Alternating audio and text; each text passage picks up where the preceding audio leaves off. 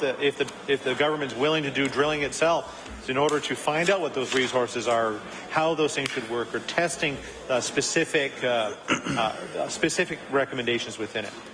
That is the challenge that we have with Bill 6 and how it bans the issue right out. I know there's a few minutes left on this one. I know question period is coming up, and I do want to make sure that we do come back to debate the remainder of this bill.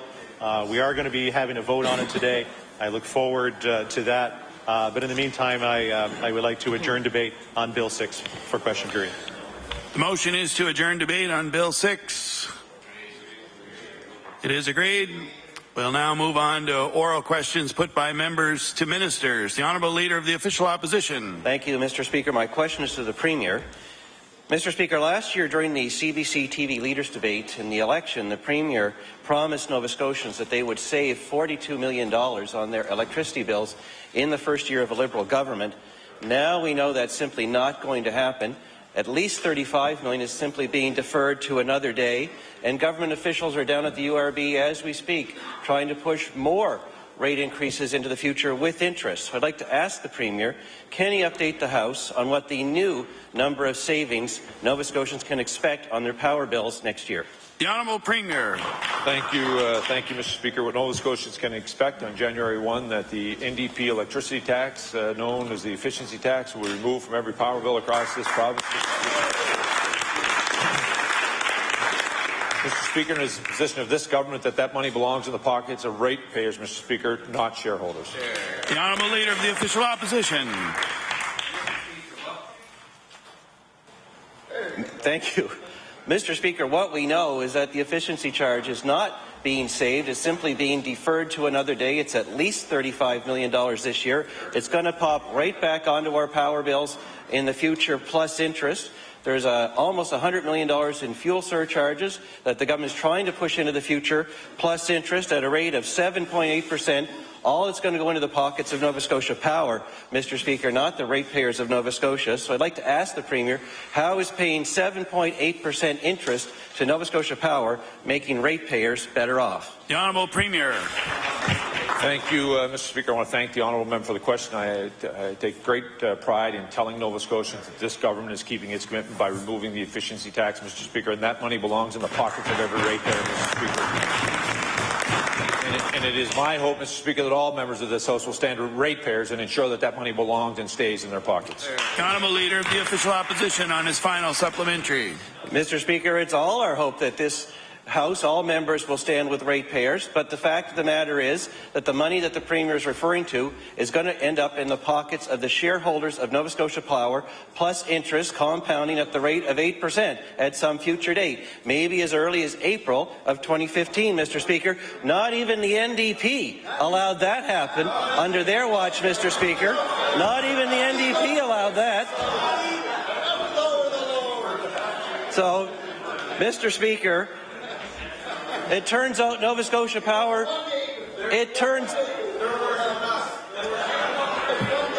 Order, please.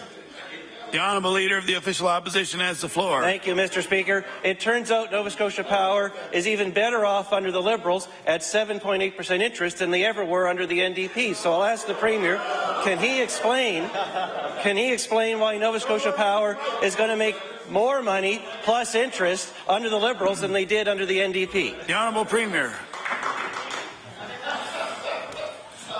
Thank you, Mr. Speaker.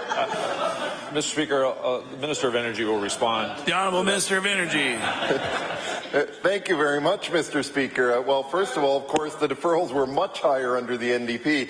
Second of all, Mr. Speaker, I don't know why it is that the Leader of the Official Opposition thinks that ratepayers should be paying money instead of getting the $33 million that they overpaid to Nova Scotia Power last year back in their pockets to reduce the deferral. Instead, the Tories want to get more money out of ratepayers. I just don't understand. The Honourable Leader of the New Democratic Party. Thank you. Order, please. The Honourable Leader of the New Democratic Party. Thank you, Mr. Speaker. Mr. Speaker, my question through you is for the Premier. Mr. Speaker, as the Minister of Health has indicated, our province has more nurses than the national average, and that's something we should all be very thankful for, Mr. Speaker. But if we fail to treat nurses with the respect they deserve, this can change pretty quick. So my question for the Premier is this. What steps is the government taking to ensure that nurses in our province feel respected by this government? The Honourable Premier. Thank you, Mr. Speaker. Mr. Speaker, I want to assure the honourable member, as I travel this province, Mr. Speaker, talking to nurses, they appreciate the work this government is doing. They appreciate the work that the Minister of Health is doing in terms of ensuring that we streamline the healthcare system, that we ensure that we protect their bargaining rights, Mr. Speaker, and at the same time, ensuring that any savings are plowed into frontline health care. The Honourable Leader of the New Democratic Party. Thank you very much, Mr. Speaker. Well, Mr. Speaker, it's come to my attention that since nurses have lost many of their democratic and collective bargaining rights under this government, not all nurses are feeling respected. In fact, it's come to my attention that 50 nurses in the Capital District Health Authority have initiated the process to leave by the 1st of January 2015. So my question to the Premier is, what steps is his government taking to ensure that the strained relations between his government and nurses in the former Capital District won't lead to nursing shortages that will have a negative impact on patient care? The Honourable Premier.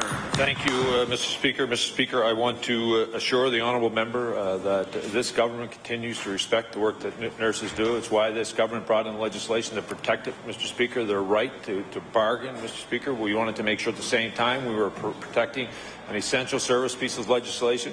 Unlike the former government, Mr. Speaker, that stripped away the right to strike for paramedics, Mr. Speaker, took away their entire rights, Mr. Speaker.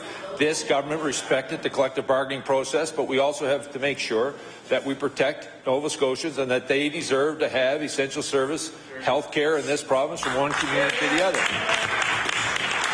And Mr. Speaker, I can't speak specifically about the 50 nurses the member is referring to, but I can tell you the nurses that I speak to across this province have one thing on their mind, and that is their patients before them. And Mr. Speaker, that's what they're going to continue to focus. The Honourable Leader of the New Democratic Party on her final supplementary. Thank you, Mr. Speaker. Mr. Speaker, nursing shortages, they lead to cancelled surgeries. They lead to higher rates of overtime. They lead to burnout and many other problems that have a direct impact on patient care. So it's very simple, Mr. Speaker. My last question is, why isn't the Premier taking any action on what could be an impending nursing shortage at the Queen Elizabeth Hospital? The Honourable Premier. Mr. Speaker, I'll ask the Minister of Health to respond. The Honourable Minister of Health. Thank you very much, Mr. Speaker, and I'm pleased to say that we started, in fact, yesterday with consulting with nurses on the new nursing strategy, the very area that the former government took money from developing, and we started a consulting process with nurses across Nova Scotia yesterday, and they will be a part of how that is shaped and informing and making sure that Nova Scotians have sufficient nurses in this province for the future. The Honourable House Leader for the Official Opposition. Thank you very much, Mr. Speaker. In a February column that he penned himself, the Health Minister seemed clear when he wrote, quote, "Healthcare is the largest expenditure in Nova Scotia. Some drastic measures have been undertaken and are seeing continued and positive results, such as the dismantling of one of the largest burdens of our system, smoking." End of quote. Yet, in less than 2 weeks of introducing Bill 60 on a subject he previously felt so strongly about, the Minister of Health gutted his own bill by removing the ban on flavoured tobacco, with the exception of organized labor, or organized lobbyists. Sorry. No one has suggested that flavoured tobacco should be exempted from an immediate plan. So my question is, what scientific fact changed the Minister's mind about the dangers of tobacco, flavoured or otherwise? The Honourable Minister of Health. Thank you very much, Mr. Speaker. I think the honourable member was present yesterday when I indicated very clearly that a ban on flavoured tobacco will take place on the same day as the bill that will pass this session, and we'll make sure that the youth of our province are protected from the scourge of big tobacco. The Honourable House Leader for the Official Opposition. I mean, the facts are clear. We've heard it many times in this House over the last number of days. Tobacco has been known to be dangerous for years. The province of BC successfully imposed costs on Imperial Tobacco for the harmful effects of tobacco and the healthcare costs that result. Costs that the minister himself have called a burden just a few short months ago in that article. Is another widely accepted fact that flavoured tobacco is a new tool for hooking kids on smoking. Who from the pro-tobacco industry convinced the minister that flavoured tobacco would be safe while the minister consults on widely accepted facts? The Honourable Minister of Health. Thank you very much, Mr. Speaker. I think I've indicated very clearly my views, our government's views, the Department of Health views on how we feel about big tobacco. The Honourable House Leader for the Official Opposition on his final supplementary. Thank you very much. Nova Scotians, including the Canadian Cancer Society, have been trying to find some logic in the Minister of Health's decision to exempt flavoured tobacco along with flavoured e-juice for further consultation. I mean, we've asked question after question. We spent hours of debate to find out how this view could have changed 180 degrees. The answers have been unsatisfactory.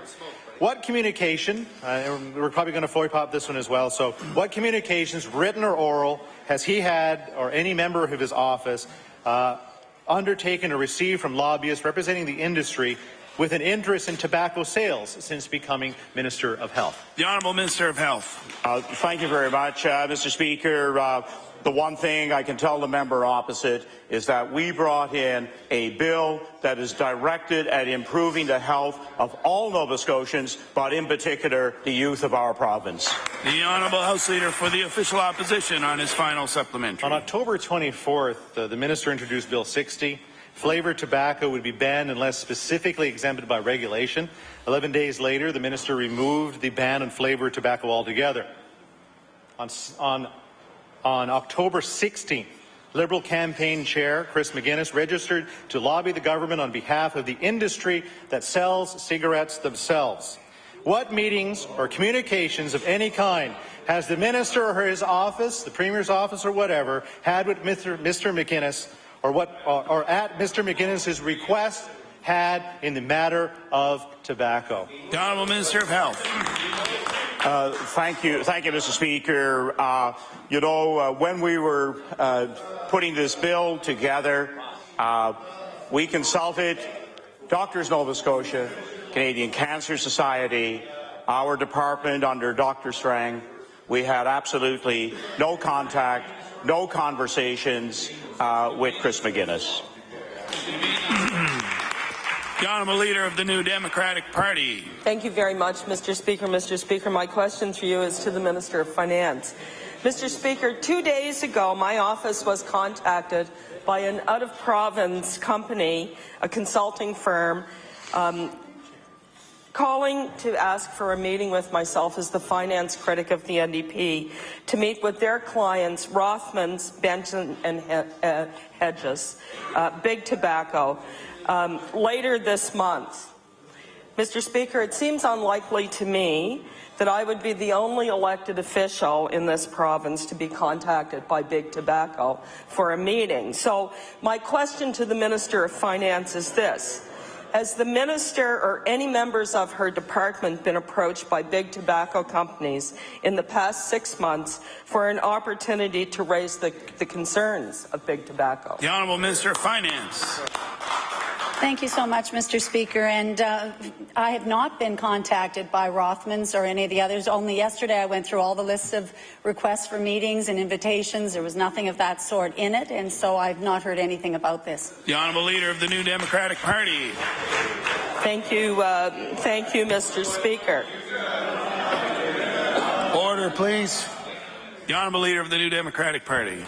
Well, Mr. Speaker, I realize that many members of the government are naive enough to believe that Big Tobacco isn't lobbying people in their government. But I'm not naive around this, Mr. Speaker. I know very well that there are efforts underway, Mr. Speaker. So, Mr. Speaker, Big Tobacco, according to the Minister of Health, has had no conversations with the Premier, with himself, or any other members of the Health Department. And I want to ask the Minister of Finance, will she reassure Nova Scotians that members of her department will not meet with Big Tobacco representatives regarding contraband cigarettes, flavoured tobacco, or any other matters the tobacco industry wants to lobby around? The Honourable Minister of Finance. Thank you very much, Mr. Speaker. And I do find it a little odd that it would be the NDP party that have been contacted by the Big Tobacco. If we haven't, so I think that this is something that needs to be certainly watched, and I'd like to know why that they might be meeting. Thank you. The Honourable Member for Pictou West. Thank you very much, Mr. Speaker. My question through you is to the Minister of Economic Development. Earlier in the month, we learned that Halifax fell from 17th to 38th on the Canadian Federation of Independent Business list of places to do business in our country. Most recently, we also learned that 27% of mining companies surveyed by the Mining Association of Nova Scotia anticipate decreasing their number of employees in the coming months. And I'll quote, "Many companies are feeling less optimistic now than they did at the beginning of the year," and I will table that quote. My question is, with the evidence piling up, will the minister admit that this government's policies are preventing Nova Scotia businesses from growing? The Honourable Minister of Economic and Rural Development. Mr. Speaker, the exact opposite is what is happening. We're hearing from business saying how pleased they are that we have a government that's doing exactly what it said it would, and that is taking the checkbook away from Cabinet and has instead placed its confidence in business leaders and community leaders through independent boards to be able to make investments on their behalf. And it's ironic that the critic on the other side would talk about lack of confidence in the mining industry in Nova Scotia. I would say to her, wait for the next couple of weeks and months to see exactly how the confidence will be shown in our mining community under the leadership of our Minister of Natural Resources. The Honourable Member for Pictou West.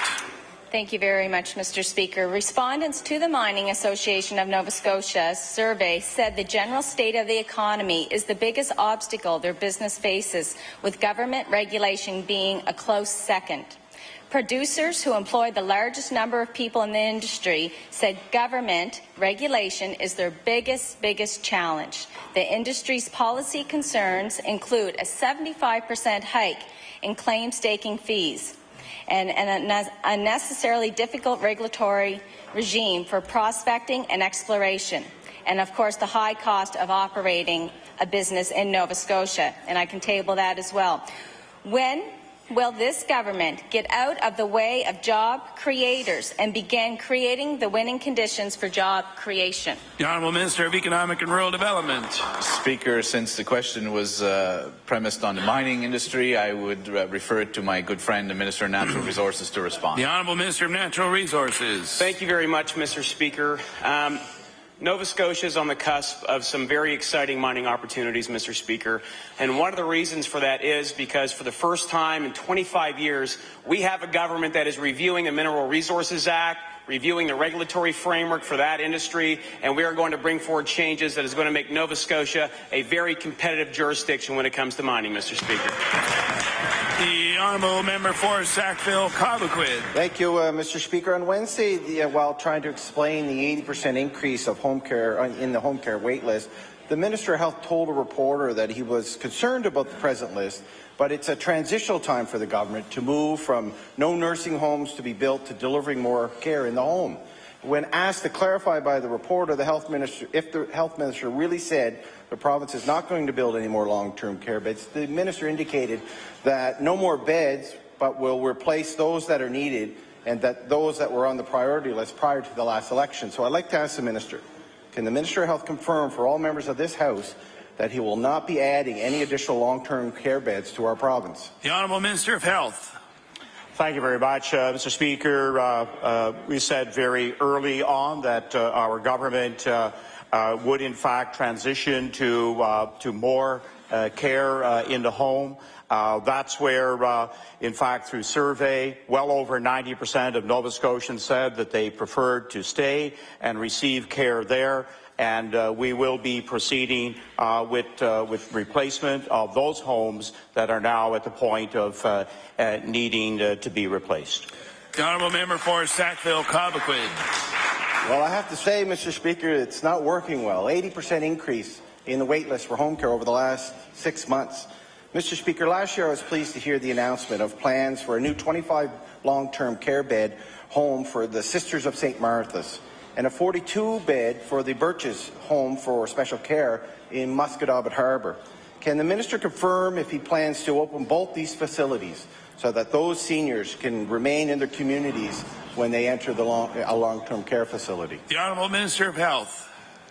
Thank you, Mr. Speaker. I'd like to thank the member for the question and to update the House and also those who are concerned about those two facilities that, in fact, they are now before the Treasury Board to be finalized. There are obviously complications with Bethany. It's not a straightforward build. But what I can assure the member opposite is both those facilities will get underway and hopefully completed during our term in office. The honourable member for Pictou East. Thank you, Mr. Speaker. My question is for the Minister of Finance.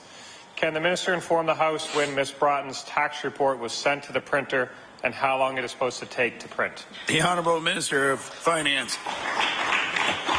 Thank you very much, Mr. Speaker. And there seems to be a great deal of interest in the tax and regulatory review, and I'm delighted to see that.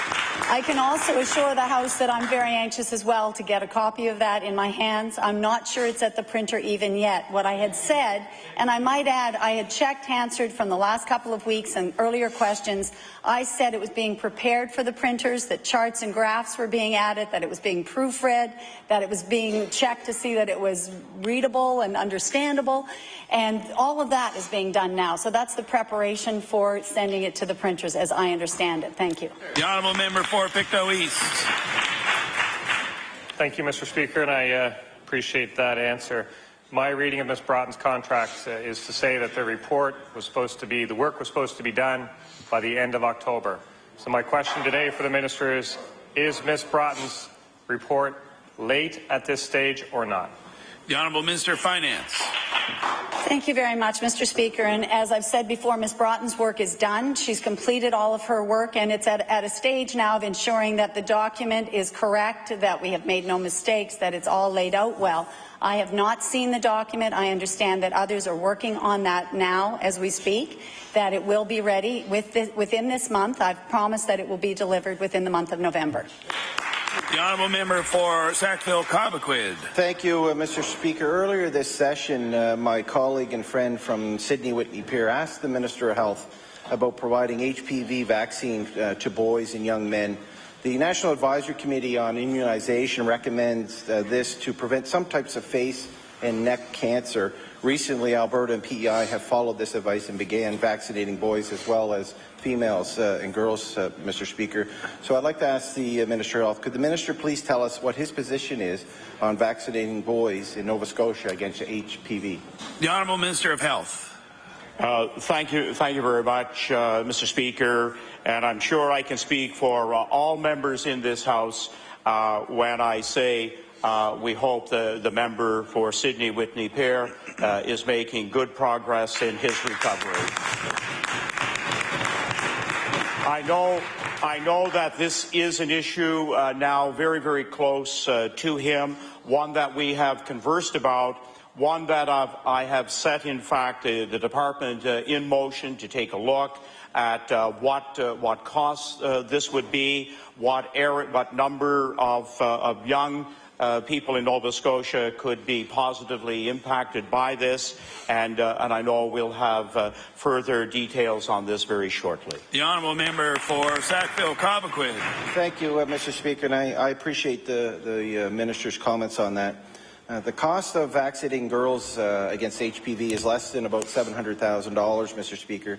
The cost of vaccinating boys would be, I would presume, about the same, or maybe even a little bit less. It's an investment worth making to prevent someone in the future from receiving a preventable disease, diagnosis of cancer.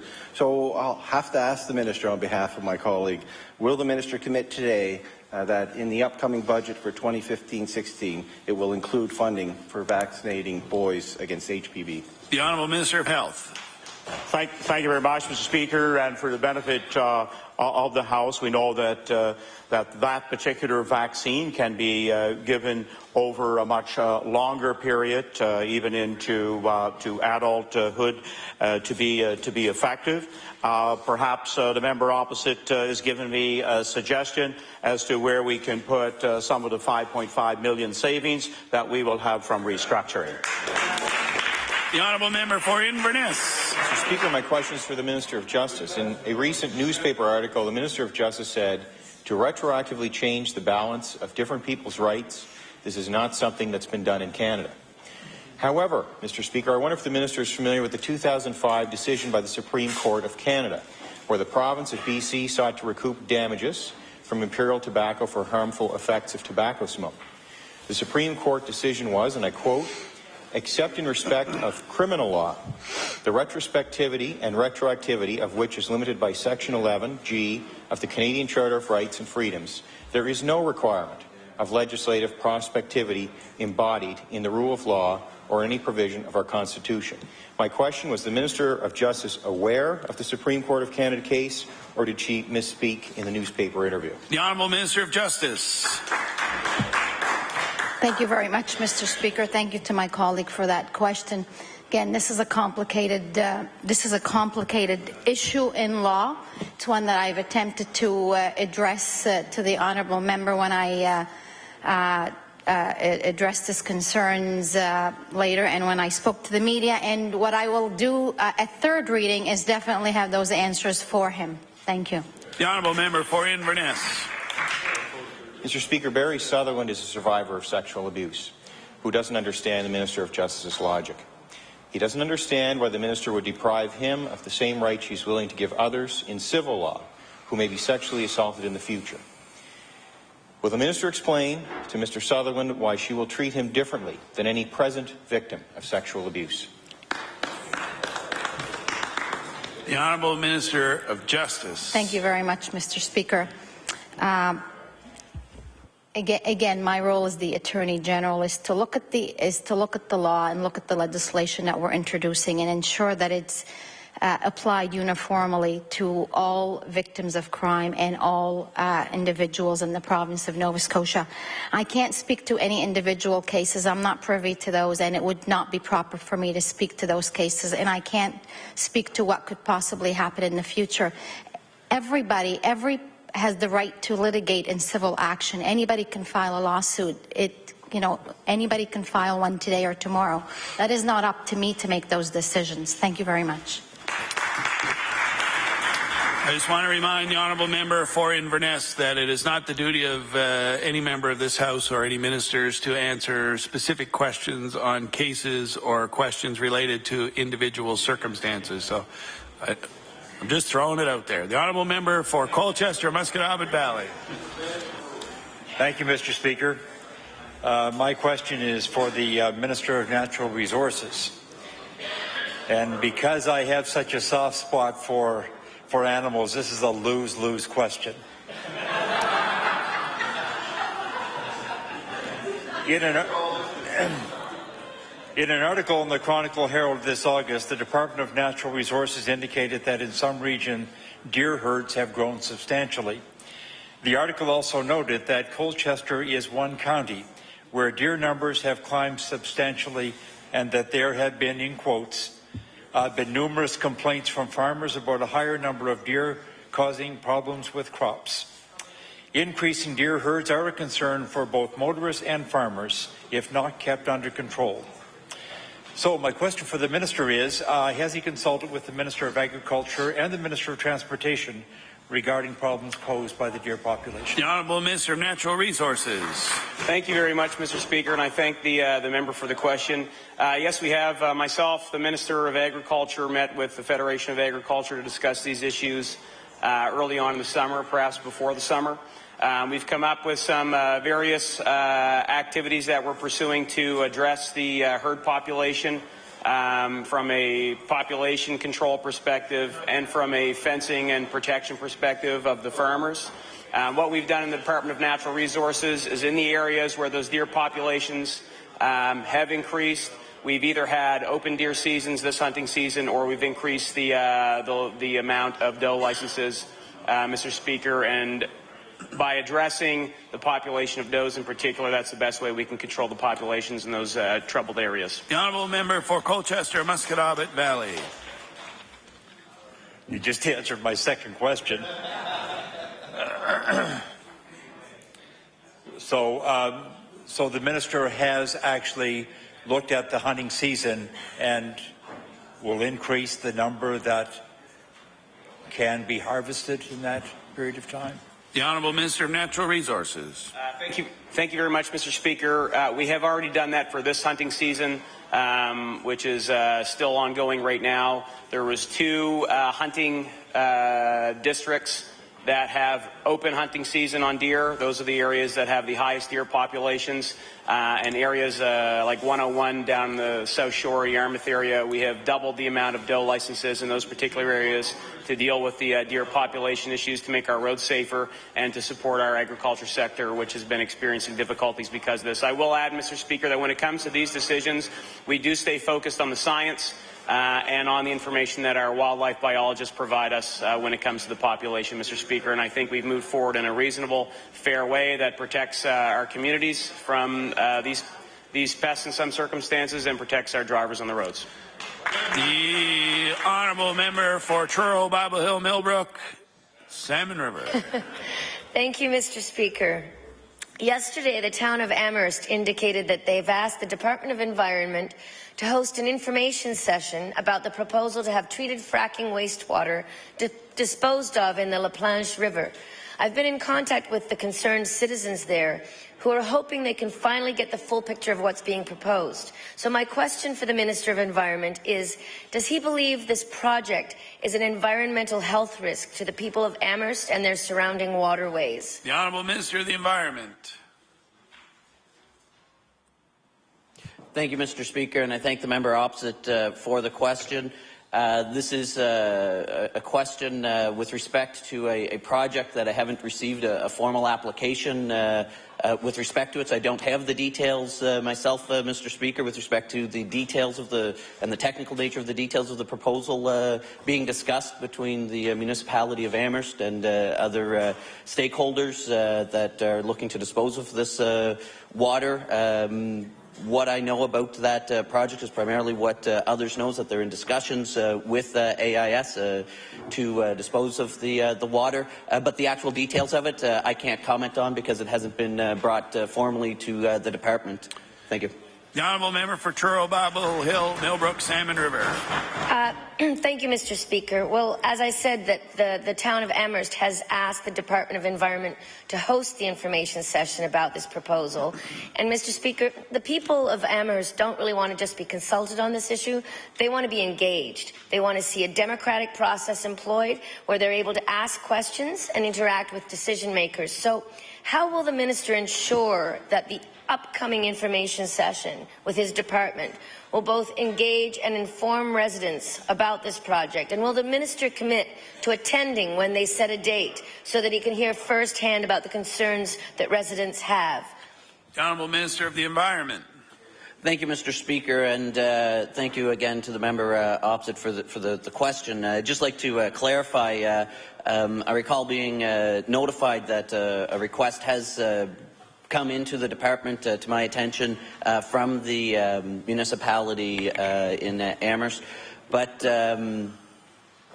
The specific nature of that request is not to talk about the project, because the Department of Environment is not engaged or involved in the project. What the specific nature of the request was, if the Department of Environment would come to the community to help discuss the technical aspects of the what we know about the product being proposed to be disposed of there, not the overall product, but of the water itself, and to provide information. Mr. Speaker, I would suggest that what we are looking at and considering with respect to responding to that request is similar to public information sessions that took place in the members' area earlier in the year, January, again in, I believe, April-ish. Yes, Mr. Speaker, I was there, and if scheduling permits, I would certainly be happy to join my colleague, the member for the region in Amherst. The honourable member for Pictou Centre. Thank you, Mr. Speaker. Mr. Speaker, my question through you is to the Minister of Justice. One of the major objectives of police in Nova Scotia, Mr. Speaker, is working with youth to reduce their participation in crime. As an example, Constable Ken McDonald of the New Glasgow Police Department is very active with youth across Pictou County. My question for the Minister, what are the measures, programs and approaches used by the Department of Justice to reduce crime within the youth population? The Honourable Minister of Justice. Thank you very much, Mr. Speaker. It's indeed a very, very good question, and I think it's one that leads to what was started yesterday in question period. Justice and police, policing partners, whether it's the city policing in the different cities or municipalities, or our partners, the RCMP, meet on a monthly basis with various committees, and not only do we not only discuss youth, but we discuss all Nova Scotians. But in terms of youth, as I said, we meet on monthly basis, various justice officials in the public safety sector, and all our policing partners. Thank you. The honourable member for Pictou Centre. Thank you, Mr. Speaker. Mr. Speaker, several Nova Scotian youth have court-imposed curfews as part of their conditional sentences. My question through you to the Minister, what are the checks and balances that are in place to make sure youth are complying to the terms of their conditional sentences? The Honourable Minister of Justice. Thank you very much, Mr. Speaker. Our police work very much with our probation officers and with other partners in the community, and through those measures and through the assistance of the courts as well. Thank you very much. The honourable member for Pictou East.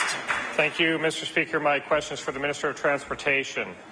Mr. Speaker, we've been told by meteorologists to expect some snow throughout Nova Scotia today. Under Section 34 of the Public Highways Act, it says all physically fit male persons between the ages of 16 and 60 are required to work their shovels on the highways during the winter whenever roads become impassable by snow. My question is, can we expect the Minister to follow the law of the land and shovel the highway if needed? The Honourable Minister of Transportation. Mr. Speaker, I want the member to know this is good legislation, this is relevant legislation, and not only for myself, I expect all Nova Scotian males to get out there with their shovels, Mr. Speaker, and help out on the highway. We need the support. Thank you very much. The honourable member for Pictou East. Thank you, Mr. Speaker. The Act goes on to say that anyone who fails to comply with that section is liable to a penalty of not less than $5 nor more than $10. Mr. Speaker, it's fair to say that these penalties have not kept up with inflation, so my question for the Minister is, can the Minister inform the House whether Ms. Broughton was instructed to review this penalty as part of her review? The Honourable Minister of Transportation. Thank you, Mr. Speaker. And I think through that legislation, we're going to have to shovel a lot more than snow here in the legislature. But certainly, it is important legislation, Mr. Speaker. But we'll take it under advisement and we'll check things out. Thank you very much. The Honourable Leader of the New Democratic Party. Thank you very much, Mr. Speaker. Mr. Speaker, my question to you is to the Minister of Advanced Education. Mr. Speaker, this fall, student leaders learned that the Liberal government was excluding them from this year's negotiations around the Memorandum of Understanding with universities for the first time, Mr. Speaker, since 2005. Student leaders say the new consultation process the minister has put in place does not make up for losing their place at the MOU negotiating table, and they fear this is being done so changes can be made to the MOU that will negatively impact students. So my question for the minister is this: in light of the concerns that the students have expressed, why wouldn't she allow students to have a place at the MOU table as they've had in the past? The Honourable Minister of Advanced Education. Thank you, Mr. Speaker, and I welcome the honourable member's question because, in fact, Mr. Speaker, there is no MOU table. So they can't be at it because there is no MOU table. Thank you. The Honourable Leader of the New Democratic Party.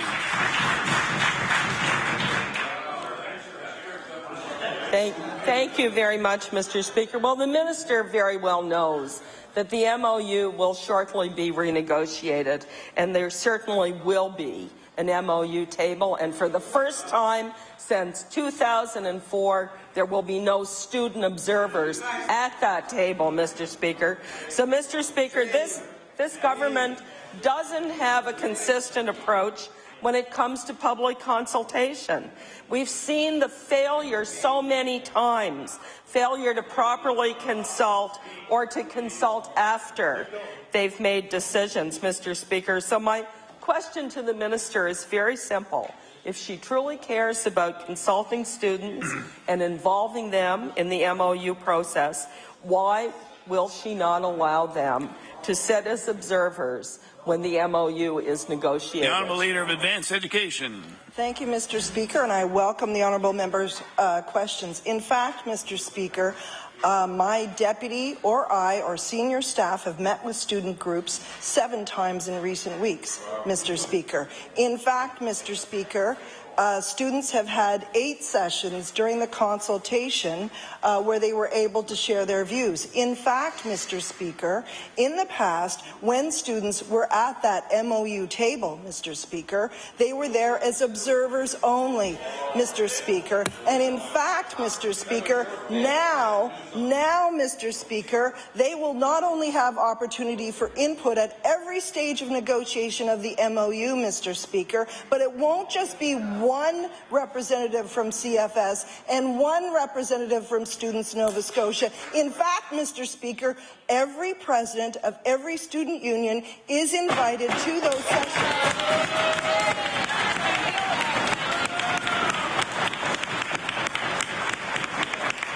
And, Mr. Speaker, we're about to do more consultations. We've done a telephone consultation. We're doing online consultations, and students will be involved in those as well. Thank you, Mr. Speaker.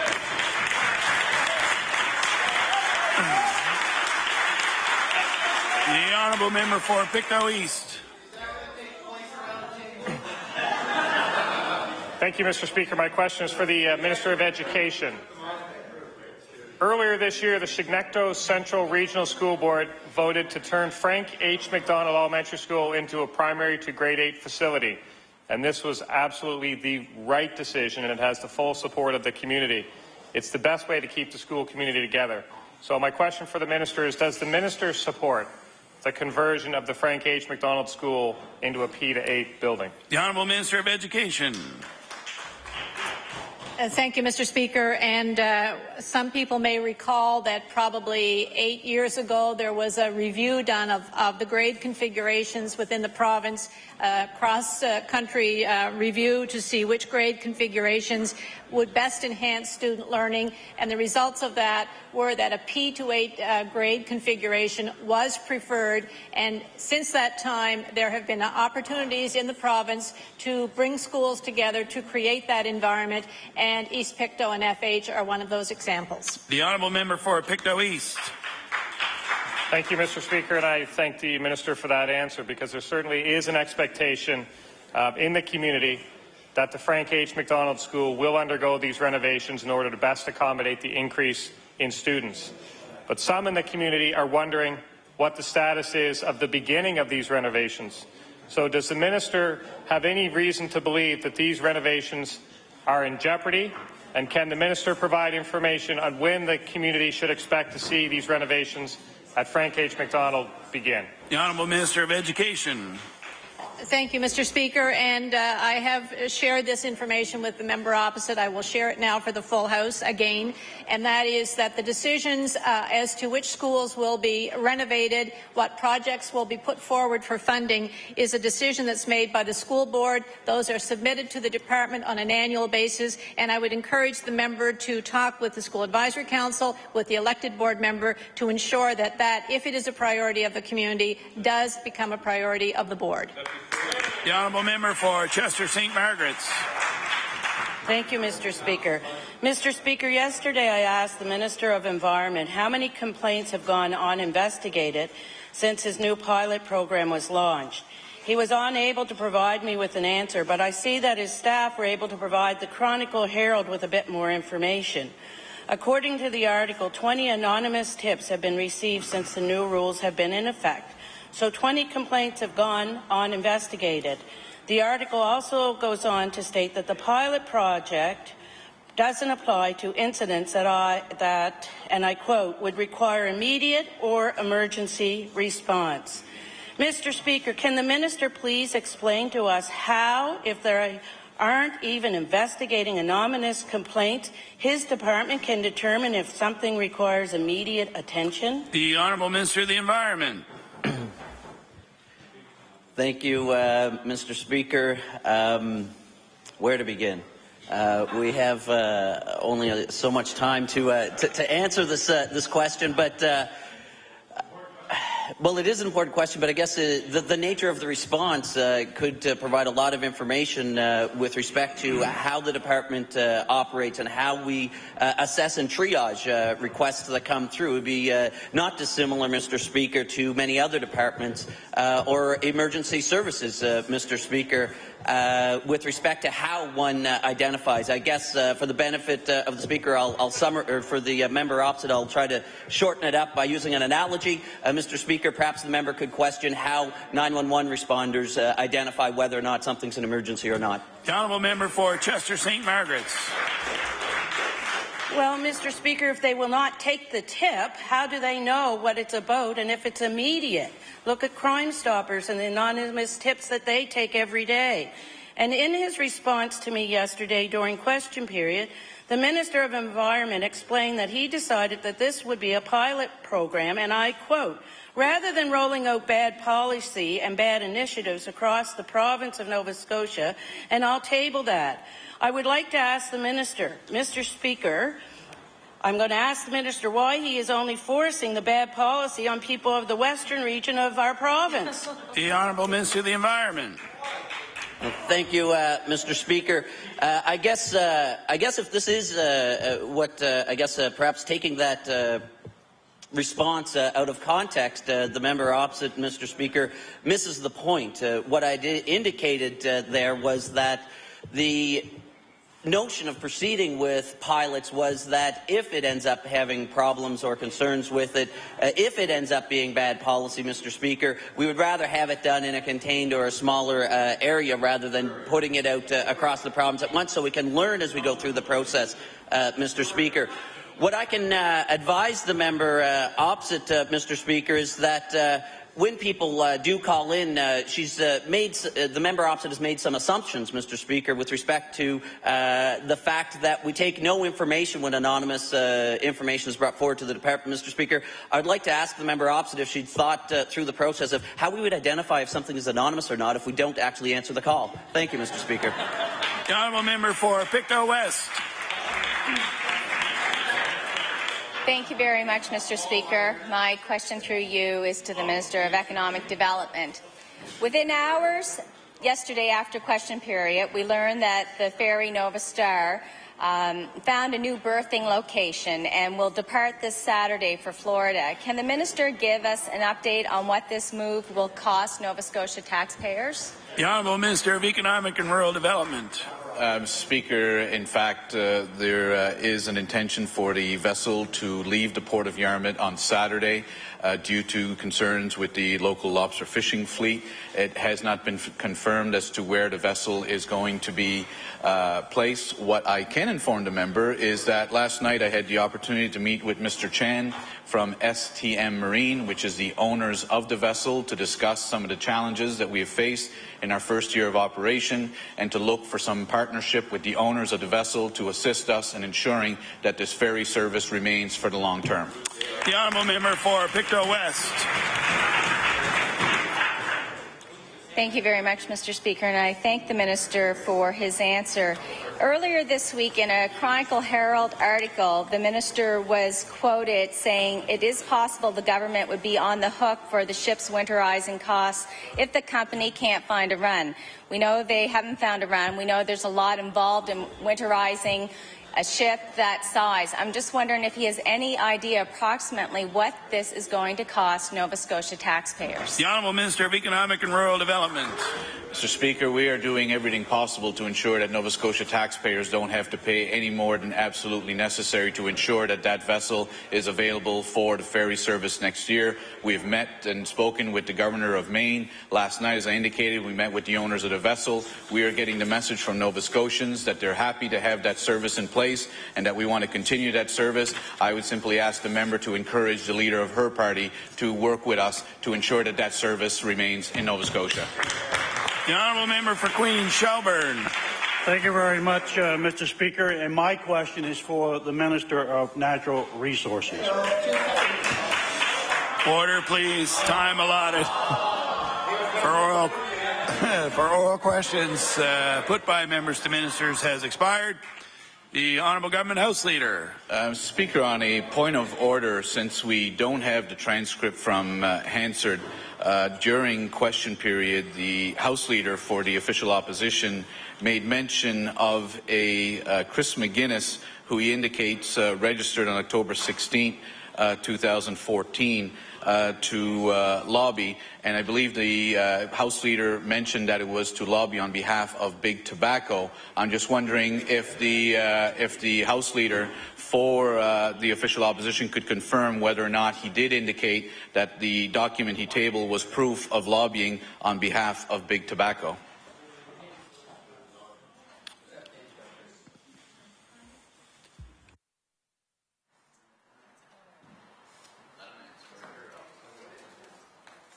The Honourable House Leader for the official opposition. Thank you very much. And specifically, I said that he was registered to lobby the government on behalf of the industry that sells